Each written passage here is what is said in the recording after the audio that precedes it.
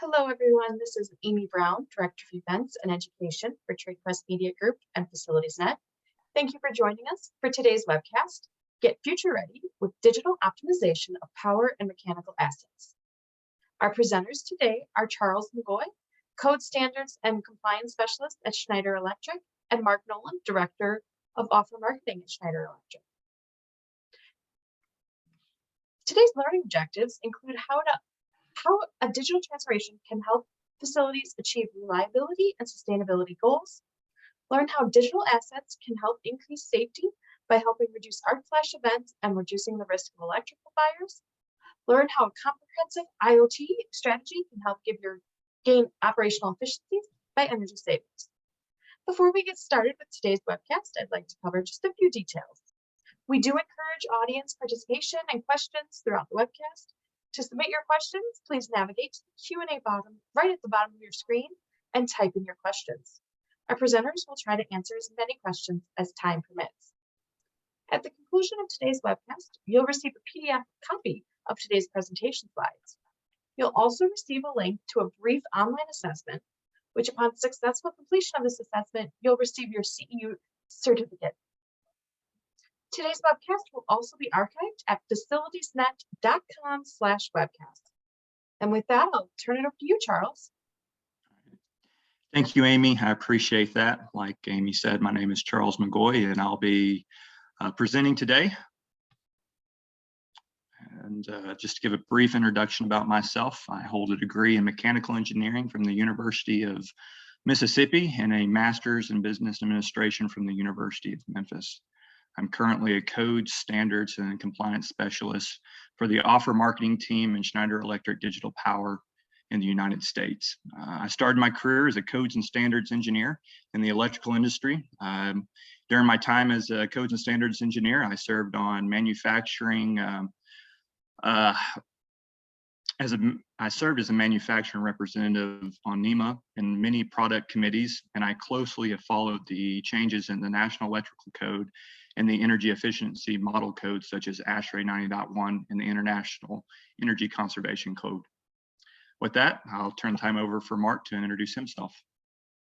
Thanks, Charles. I'm Mark Nolan, Director of Offer Marketing here with the Digital Power organization in Schneider Electric. I hold a BSEE from the University of Kentucky, and I'm a 24-year veteran of the power monitoring and controls industry. Through the course of my career, I've held various roles, starting out in field application design and delivery. So I've done customer projects on site. I've held roles in our sales and solutions architecture teams, and then progressed on to marketing today.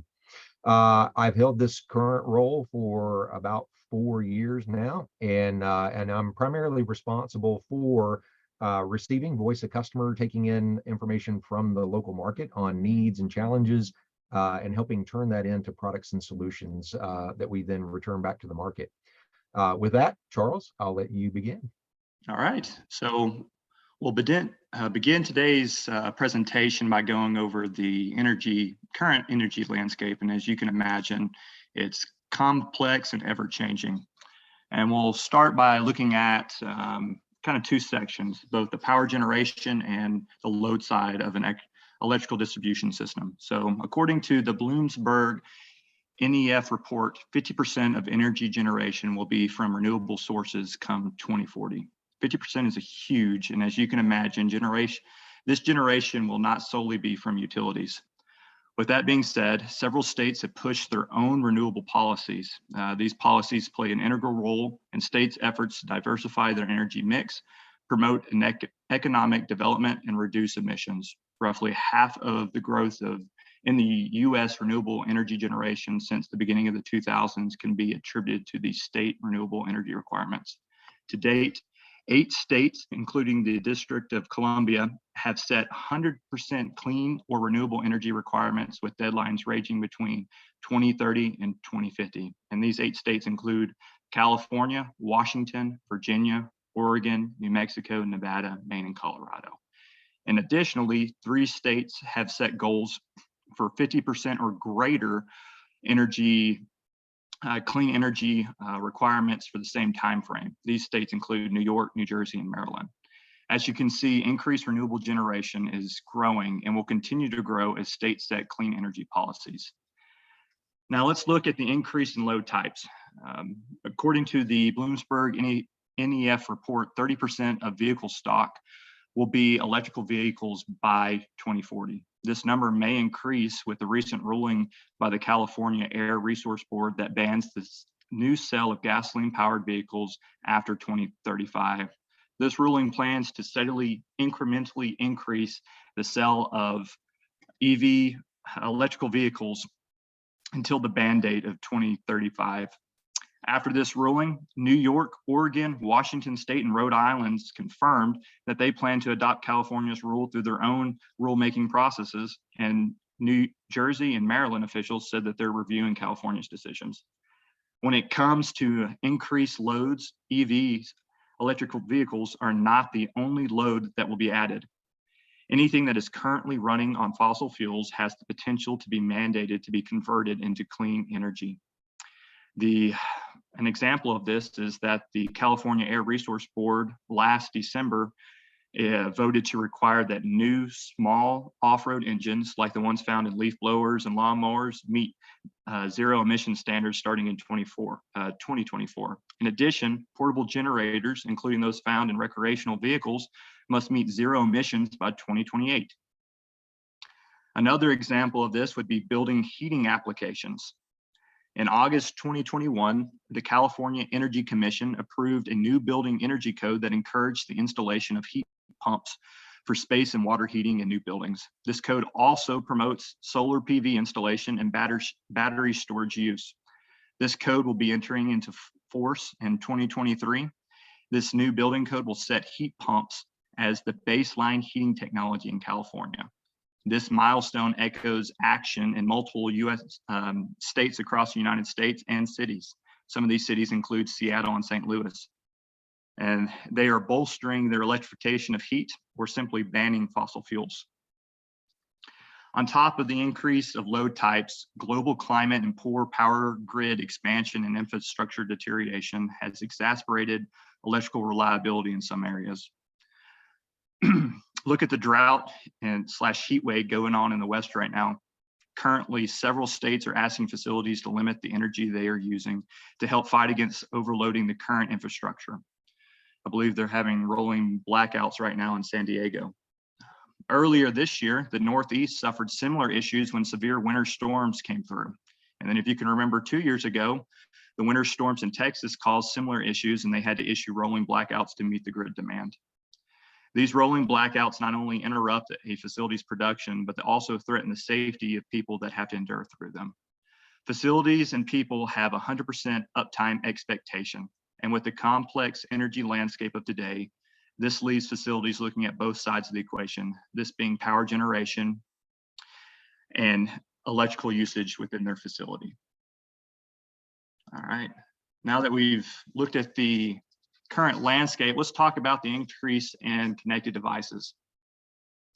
According to the Accuture report in 2012, there was a total of 4.2 billion sensors installed across the world. This increased to 23.6 billion sensors in 2014 and is forecasted to reach 75+ billion sensors by 2025. This is a huge amount of connected devices, and they have become a part of our daily lives. Think about all the smart appliances and sensors that you have in your own home. You can do everything from looking your fridge while you're at the store to turning off all the lights in your home. Standard writers and code makers are aware of the increase in connected products and see benefits in the implementation of these devices and reducing energy usage and maintenance costs. Simply put, you can't manage what you do not measure, and with the increase in connected devices, measurement data is increasingly more abundant. Both ASHRAE 90.1 and the International Energy Conservation Code require lighting automation and sensing, advanced HVAC controls and sensors, and in recent years, they have required the addition of submetering. These new submetering requirements include measuring, monitoring, recording and reporting of energy usage of different load types. Additionally, the process of condition-based monitoring is being proposed to be included in the next edition of the NFPA 70B. If you're not familiar with the NFPA 70B, it is a recommended practice for electrical equipment maintenance. The purpose of this recommended practice is to reduce hazards to life and property that can result from failure or malfunction of the industrial type electrical system and equipment. The next edition of this practice is transitioning from a recommended practice to a standard, which will include mandatory type language. Currently, the NFPA 70B maintenance is based on a time interval system. This system looks at the criticality of the equipment and then the current equipment addition, and based on that, you'll have a certain time frame in which you have to conduct your maintenance. Like I stated earlier, they are looking to allow continuous condition-based monitoring to be an alternate route of compliance. These digital solutions allow you to meet these requirements for continuous monitoring. This new edition is still in the development phases, but look for it to come out sometime next year. With this being said, the mandatory requirements and adoption of this standard is not fully in place at this time, but you can see these connected devices are growing in number and uses. Unfortunately, out of all the data captured by these connected devices, about 60 to 73% of it goes underutilized for analytics. I have to believe this underutilization comes from a lack of resources and facilities to process the data. If you look back about 10 to 20 years ago, most facilities had specialists that took care of things like building security and electrical and mechanical systems. With the retiring of these specialists, there is a shift towards consolidation, which generally leads to one person responsible for all these specialized fields. It takes time to sort through the data, and without a specialized plan, most of the data goes underutilized. If facilities want to take advantage of this information loss, they will need to develop a sophisticated plan to utilize this untapped resource. According to the IoT Barometer, 80% of organizations with a sophisticated strategy and implementation of IoT see a significant return on investment. All right, we'll go to the next slide here. And then the next slide, we have some pretty good facts for you all to have here. And I'll start off because we'll look at safety, and there's a couple of fire facts here that I want to read. So after natural disasters, fire is the first cause of corporate insurance claims. Electrical fires contribute to greater than 200 million in property damages cost, and 22% of workplace fires are electrical in origin. And 25% of electrical fires are due to faulty or loose connections. So you can see here that about a quarter of all electrical fires, or all fires, are electrical in nature, and then a quarter of that is due to loose and faulty connections. The next statistic that we'll take a look at here is in the bottom left-hand corner, and it's going to talk about the price of power outages. And it states that power outages cost the U.S. economy about 110 billion US dollars, and the EU economy 150 euros each year. That's a huge amount of money lost just by power outages. All right, we'll move up to the right-hand corner here. Here's a good one on the untapped efficiency within buildings. Between 60 to 80% of buildings, industry, and infrastructure efficiency remains untapped. You can imagine the money you could save if you tapped into this efficiency. With digitization, you have a lot of benefits, but there also are some emerging risks that come with all these connected devices, and that is cybersecurity. And 31% of organizations have experienced cyber attacks on our operational technology infrastructure. So roughly about a third have already experienced cybersecurity attacks. All right, now that we've looked at the landscape and understand some of the statistics involved with digitization, let's talk about the digital journey here.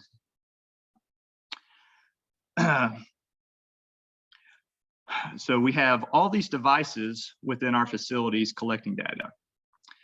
This data includes power and energy, environmental, customer asset, financial, third-party data systems. Now, how do we take this data and convert it into actual intel, such as automated reporting, accurate energy consumption reports, specific customer billing?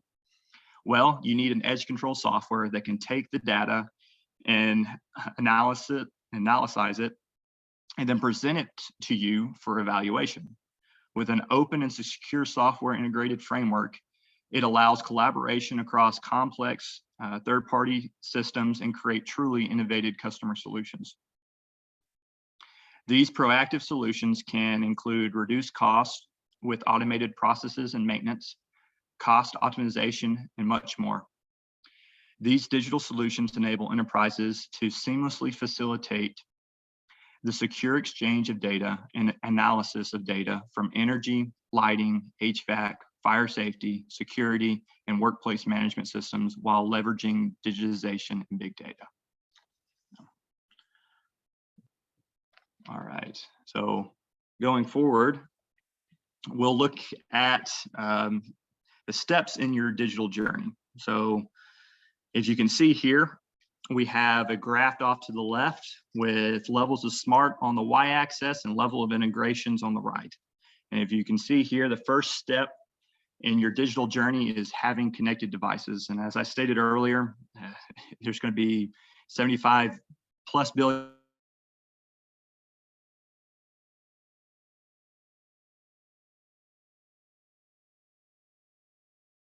It's a different story. So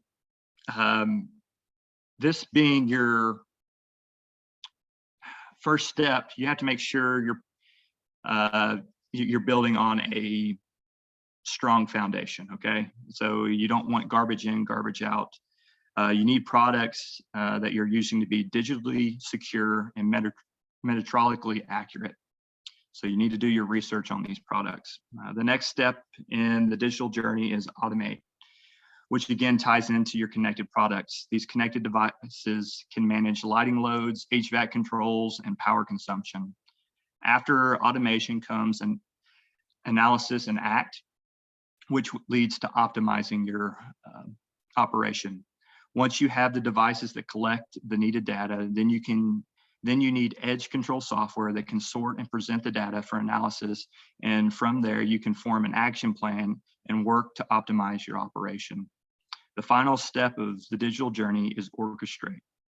Orchestrate is a proactive usage of data to achieve the desired goals of your facility. This step in the digital journey requires a digital interface that allows you to access data, building data anytime, anywhere, on any device. You also need solutions that can provide advanced service and analytics for your facility. If you do not have an in-house specialist that can sort and interpret the data, it will be hard to fully realize this last step. Luckily, there's several service solutions out there that can help provide you with such a specialist. So you can see with the graphic to the right as well, with your connected products, they tie directly into the first two steps. Your edge control software ties into your next two steps, and then the apps, analytic, and service ties into your orchestrate step. And so you need to ask yourself, where are you at here? What place is your facility right now? Are you down here at the bottom with connected devices, or are you already starting to look at the data and optimize your facility? All right. Moving on, I just want to again re-emphasize the significance of digitization. So here's the statistic I want to bring up again. So 87% of organizations that with a sophisticated strategy and implementation of IoT see significant returns on investment. The other thing I want to bring out here is that we produce a benefits report on global digital transformations each year. And once you get a PDF copy of this presentation, you'll be able to access the link right here. But to give you a taste of what's in here, I'm going to be reading from a couple of these examples today. So In this report, there's a building section, and it talks about how the business value of a digital transformation lies in lower energy, greater occupancy comfort, and simplified operation. In terms of energy, buildings account for 36% of all global final energy use and 39% of carbon emission.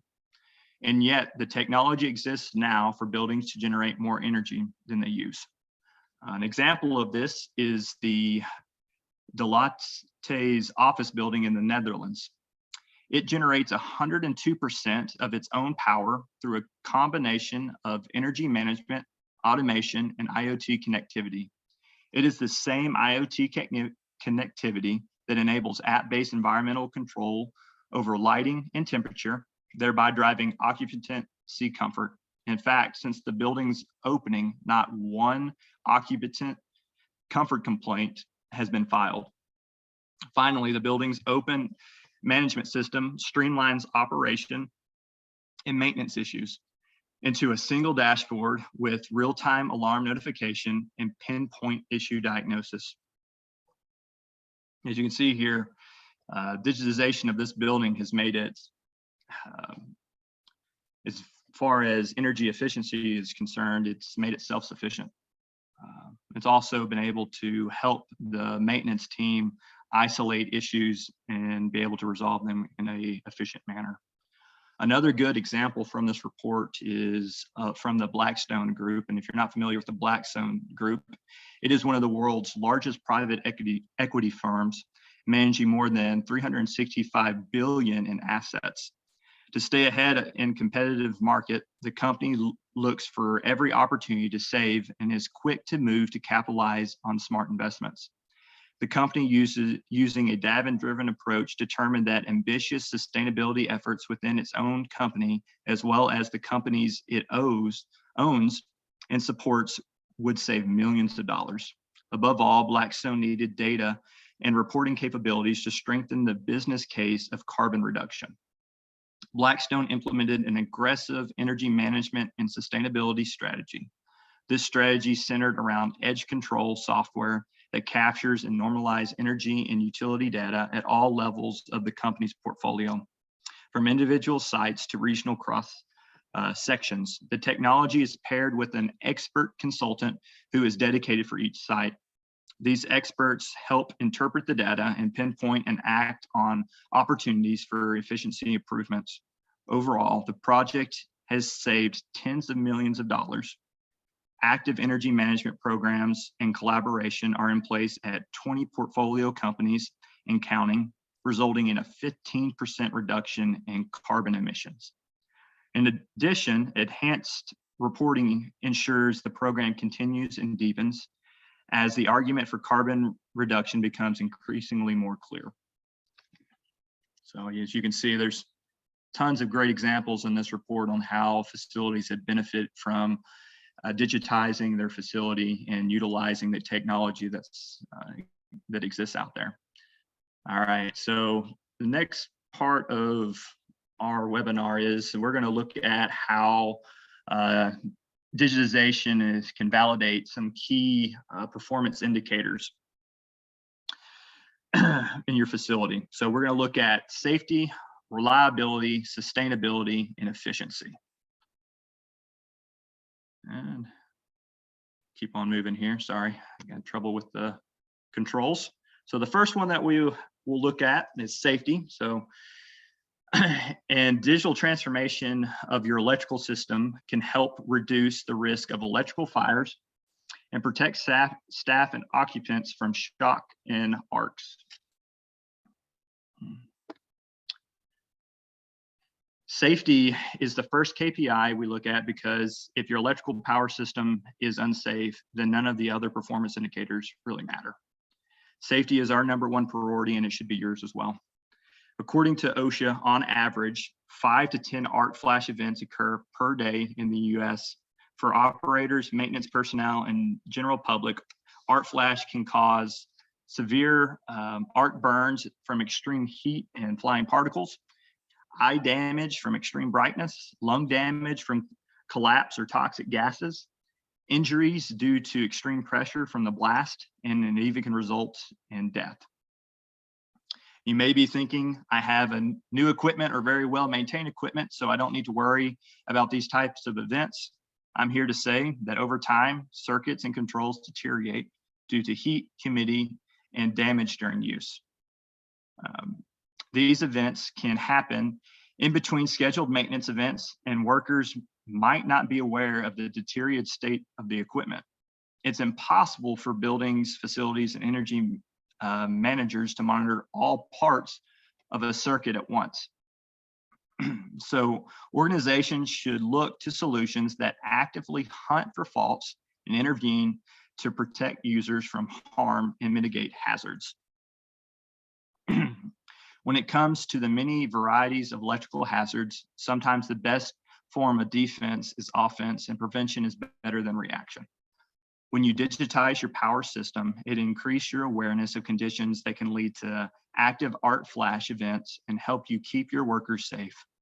Using the latest connected energy sensors, combining protection and communication allows the health of the load, supply network, and protective infrastructure to continuously monitor, view, and diagnose to ensure a reliable, efficient, and safe installation. And as you can see here, we have some pictures of some of the products that help do that. So if you look right here, we have some temperature sensors connected to the busing right here that can sense if you have a loose connection or if there's something going wrong within that equipment.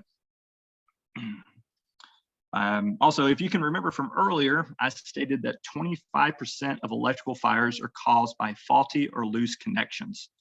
These fires happen because loose terminals or cables damage cause a localized hot spot to be established that carbonizes the insulating material. This carbonization acts as a conductor, enabling current to run through them and form an arc of electricity. These arcs cause further burning that produces more carbon, which in turn conducts increased current. Arc faults create a vicious cycle that can quickly snowball into a fire hazard. IoT devices allow for continuous temperature monitoring within the equipment. And edge control software allows the facility managers to set proactive settings to alarm and report hazardous conditions. This early warning system helps workers and customers stay safe. As you can see, these IoT devices allow your workers to see what is going on without opening the equipment's covers and exposing them to a potential dangerous situation. This allows them to plan proper protection to resolve issues prior to touching the equipment.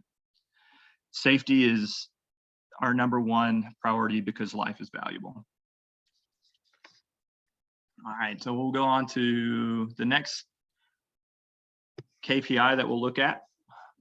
So reliability, and reliability is essentially essential in today's need to have 100% uptime. If you can remember the statistic from earlier, that power outages cost the US economy roughly $100 billion a year. Simply put, power outages are expensive. Digitization of your power system can make the invisible problems visible, enhance electrical and mechanical asset management, and help you avoid unplanned downtime from electrical and mechanical failures.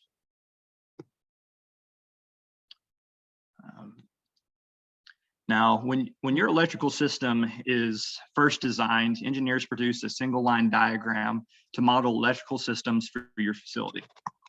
When conducting modeling and fault analysis of this diagram, they use a faceplate value of your equipment. This modeling is good and helps ensure a safe and electrical design based on the theoretical values they place into the model. As you all know, theoretical values and real life values can vary.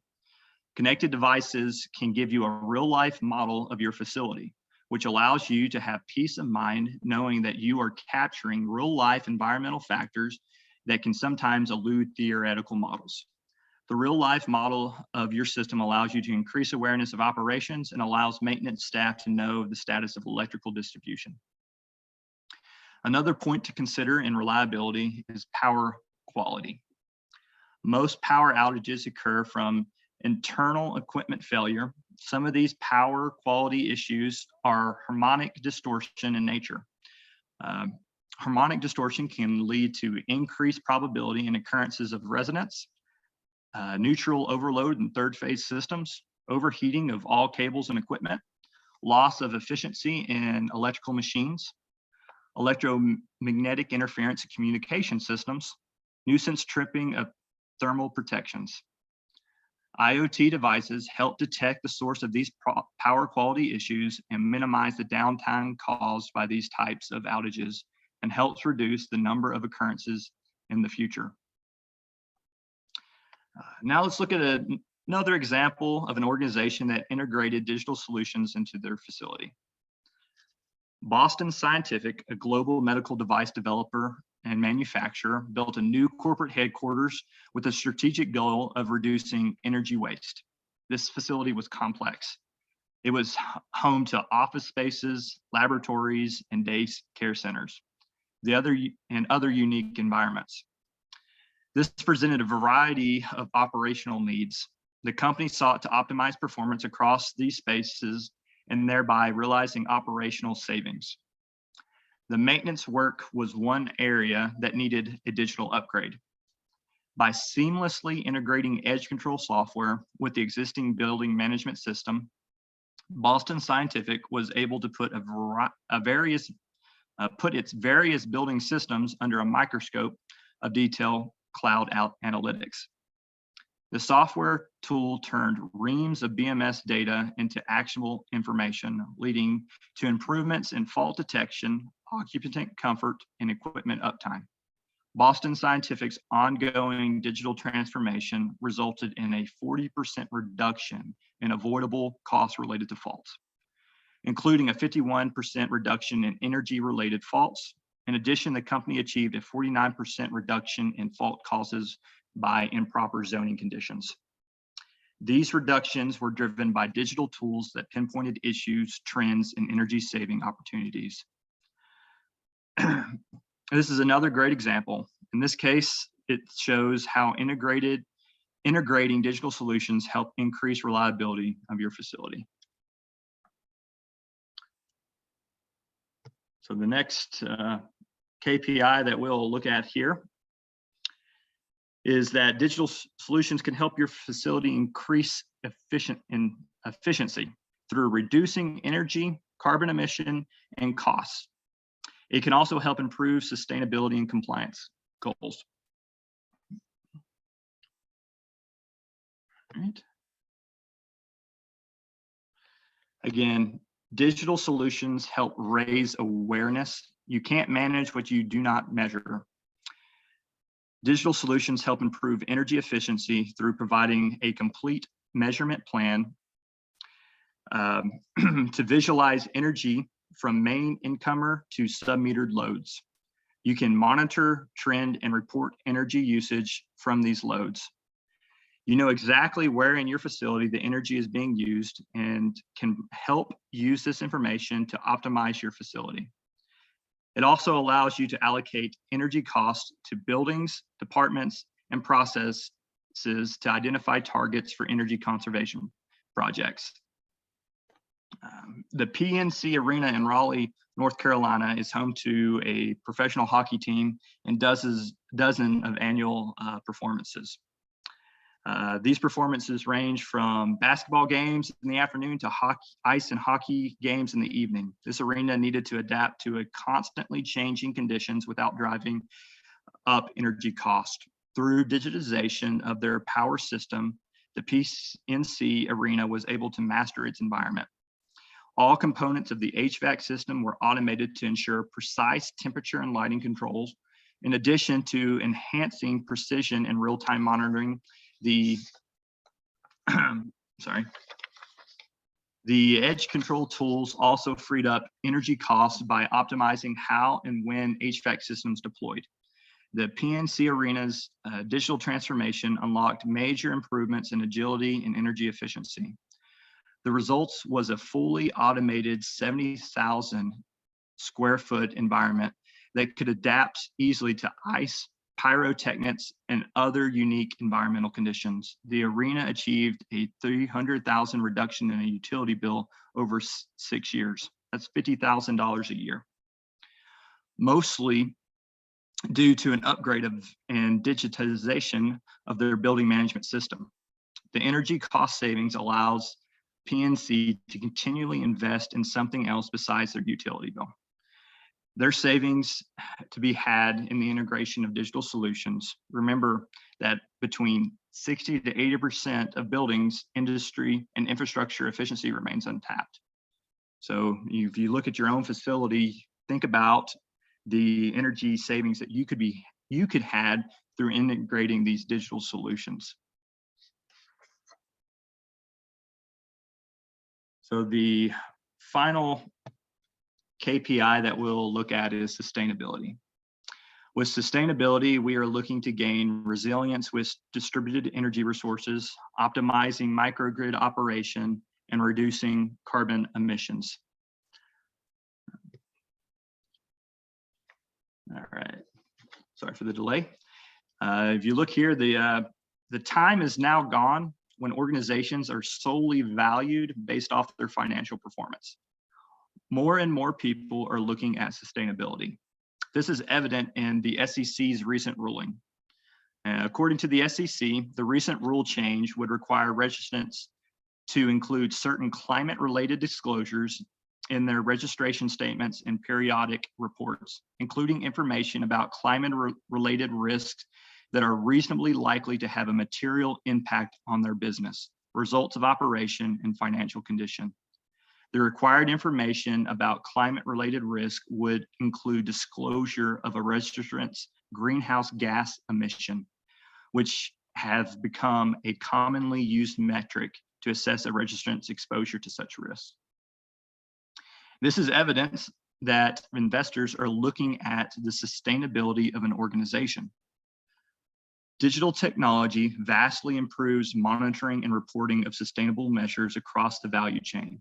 IoT connected devices and monitoring software make it possible to track materials and equipment performance to more accurately and easily report on the optimization sustainability initiatives.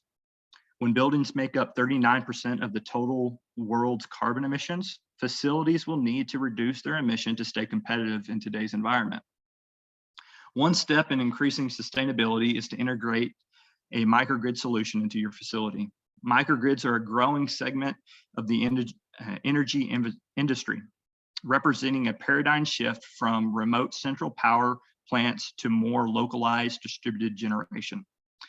The power to isolate from a large grid makes microgrids resilient, and the ability to conduct flexible parallel operation permits delivery of services that make the grid more competitive.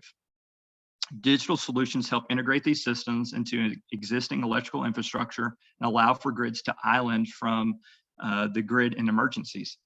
A microgrid can both continue serving its included loads when the grid is down and serve its surrounding community by providing a platform to support critical services. Microgrids provide efficient, low-cost, clean energy, enhance local resiliencies, and improve the operation and stability of the regional electrical grid. They provide dynamic responsiveness, unprecedented for energy resources. They also allow the facility to export power to the grid for financial incentives in some situations. Now let's look at an example of an organization taking advantage of microgrids. The Deloraine Township School District in the United States was facing rising costs in its 4 schools. The school district wanted to pursue carbon reduction as a way to cut costs, and also use the technology upgrades as a way to teach students about sustainability. To achieve these goals, the school district installed connected products, including a 2-megawatt photovoltaic system, and made digital upgrades to its lighting and HVAC systems. An additional layer of service helped the district analyze how energy was purchased and used, offering insights into saving opportunities that resulted in a 32% reduction in energy cost. the digital transformation of the school district's energy management system led to deep carbon reduction of 50%. The school now sources 80% of its power from the photovoltaic system.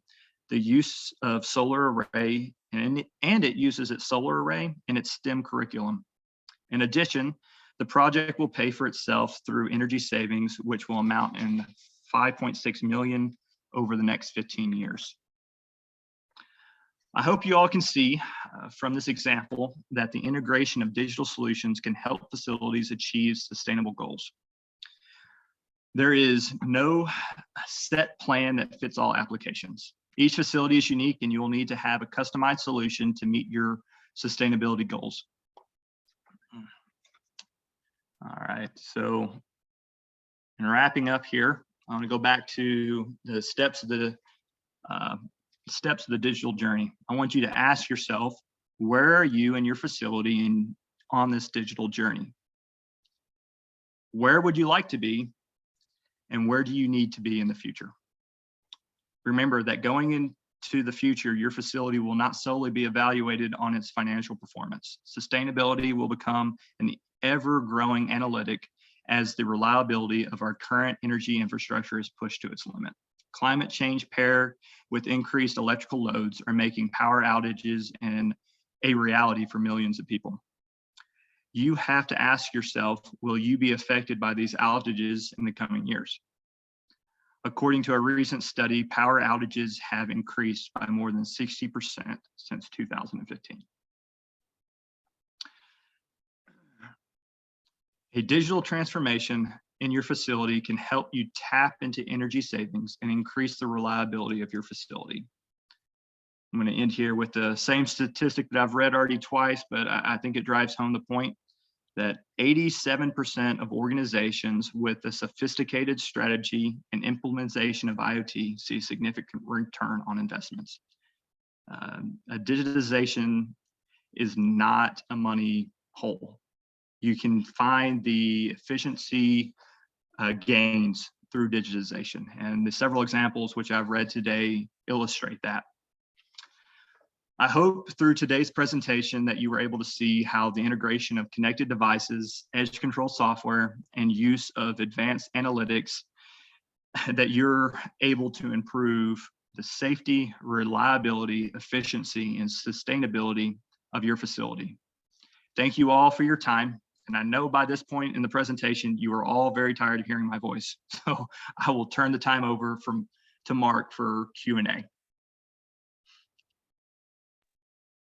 Yeah, thank you, Charles. Really appreciate the presentation today. A lot of good information in there. So we wanted to open up the line for Q&A. Amy, I'll hand it over to you to help facilitate that discussion. Perfect. So somebody is asking about the idea of a significant ROI for IoT and what you think that should be. Yeah, it's a good question. It's always interesting, right? When you use qualifiers like significant and big and things like that, right? It bears a little more definition. If you look at the statistic and you go to the IoT barometer link that will be held in the PDF that you'll receive here, there's a couple of statistics that they pull out here, which leads to this definition of significant. And one of them is about 53% of the participants in this survey said that they had reduced operating costs. Now, operating costs obviously are your ongoing annual costs to just operate and maintain your facility. And when you can drop those and keep them low, that has perpetual payback, right? So there, time limits could be a couple of years, time limits could be multiple years, as you heard Charles share in the implementation of a solar plant. $15.6 million or something over the course of time there, right? So, significant, I guess, can be dependent on your business. One of the other things that they quote in this study is that 42% of participants said that they had increased revenue from existing streams. And so they back up those statistics with two things. They say of those that reported reduction in costs, the average reduction was about 18%. So if you could take 18% of your operating cost and kind of drop that right off the top, I think we'd all agree that's pretty significant. From those that reported increased revenue because it gave them some sort of competitive advantage in the market, they say that that increased revenue averaged about 19% of improvement. And so again, I would say that's a significant return if you could grow your business by 19% based on implementation of some IoT infrastructure. So just a couple of statistics to kind of help back up that loose definition of significant, but it's a good question. Really appreciate it there. Perfect. And for any of our audience members today who have to kind of build a case for some of these investments and some of these initiatives, what would be your suggestions, Mark, as they're going to their CFO, CEO, and building their case for some capital improvement projects? Yeah, it's another great question and one that we get quite often. Obviously, at the end of the day, we're all part of running a business, right? Whether it could be a charity, it could be a for-profit, it could be whatever. But when we're making these business decisions, a lot of times it's based on financial return and investor relations, right? You're trying to reach out to the investment community to get some sort of investment in your company if you're publicly traded, for example. And so when you go to make the case for some of these investments, there's a handful of things that I would have you do first. One is make sure that you understand the messaging that's going out to the market about your company. Today, when companies, for example, are valued in the market, it used to be all of it was sort of tied to revenue and margin, right? It was a lot of financial reporting, and that ultimately is what got you that investment. Companies are being significantly valued based on their sustainability strategies, their commitment to ongoing sustainability, their impact on the common environment, things like that. And so what you'll see roll out of those strategies are KPIs that then roll down within the organization. And quite often what we see is a KPI will hit an individual, but there's not a real direct, easy link into that strategy, or at least, it's not discussed.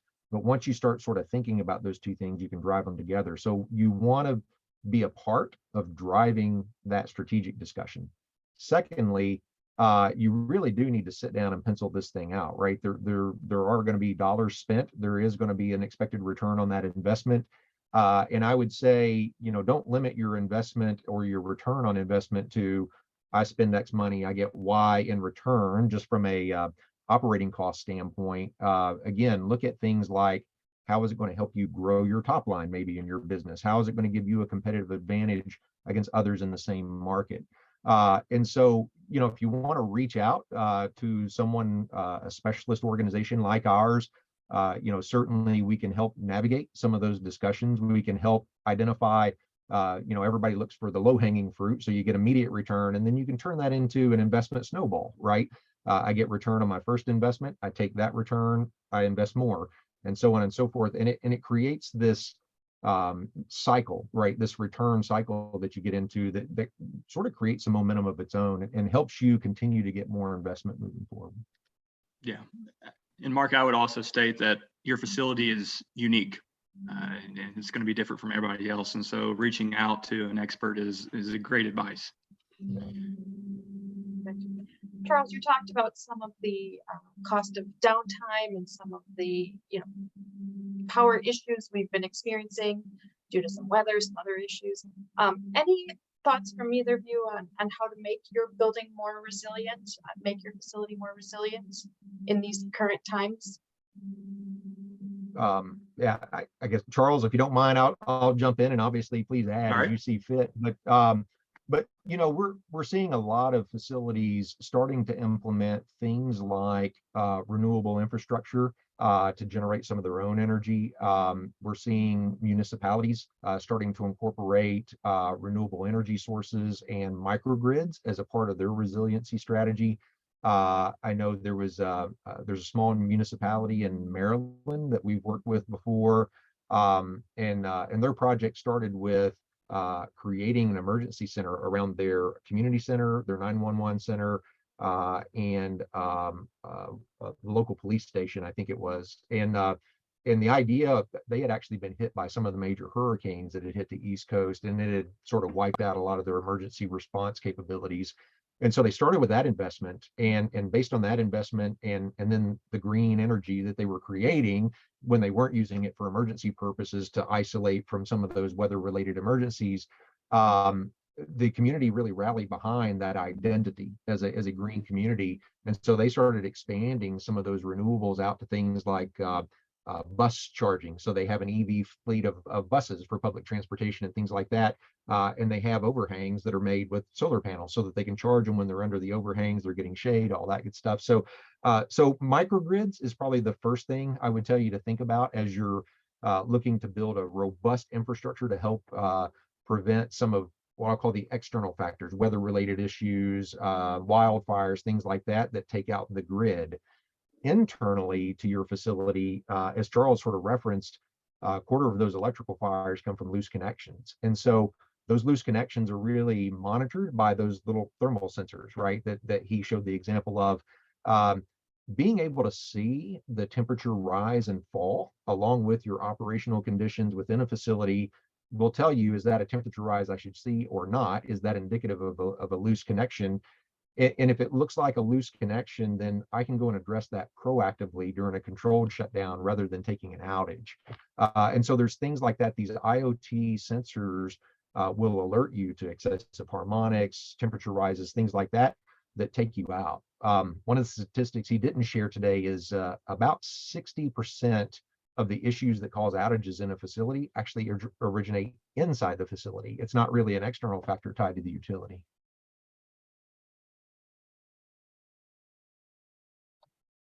Perfect. Mark, can you just talk to people a little bit about, a lot of great information in this presentation. Sometimes it's hard to figure out exactly where to start, or what's the easiest way to get started on the journey. Can you talk a little bit about that? Yeah, it's this is one that we get quite often as well. It's a lot, right? I mean, you're thinking about the safety of your employees, saving energy, keeping my facility up, becoming a more sustainable company, and what we hear from a lot of people is just it's overwhelming, right? How do I go and really kind of tackle that entire equation? And the first thing that I would tell you is don't feel like you have to attack it all at once, right? That's kind of the big mistake that people get into, and it causes paralysis, right? You don't move because you're afraid you're going to make a bad choice along the way. The second thing I'd tell you is typically an investment in any one of those areas, you're able to build upon it as you continue to grow out in your strategy, right? And so the investments you do make aren't lost. It's not like you're going to get started, get a year or two into it, and then have to go back and kind of rebuild your foundation. Typically, you can grow with those.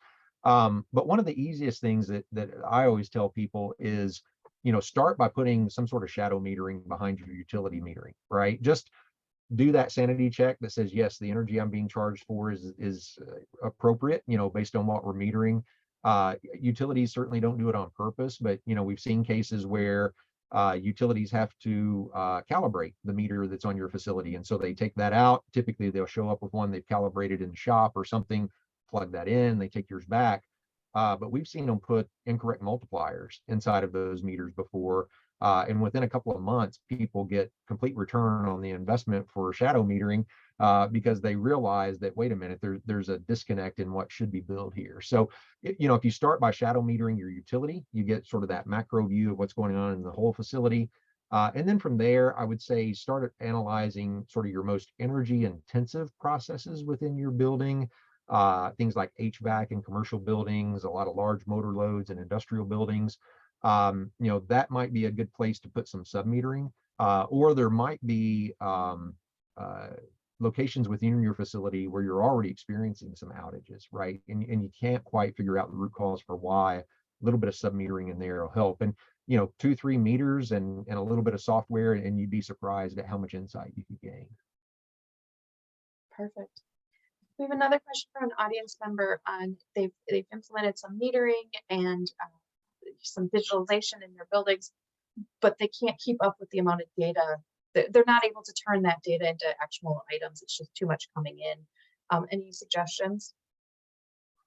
Yeah, so I would tell you, when you're choosing products to put inside of your facility, look for companies or partners, contractors, and other system integrators that bring with them, not just that system integration capability, but some expertise in things like power quality or energy management, building automation, that kind of stuff. A lot of companies offer service contracts or connected contracts. The beauty of IoT is once I have the data, I can help share that with others through various means.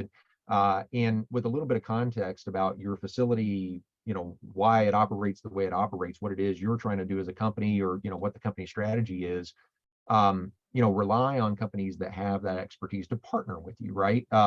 As Charles said, right, there's a lot of people that are being stretched very thin, where we used to have specialists, and through no fault of their own, it's tough to take all that broad, expansive data and go really deep into it, and to be a specialist in power quality or building automation, or, you might be able to master one or two of those, but certainly not all of them.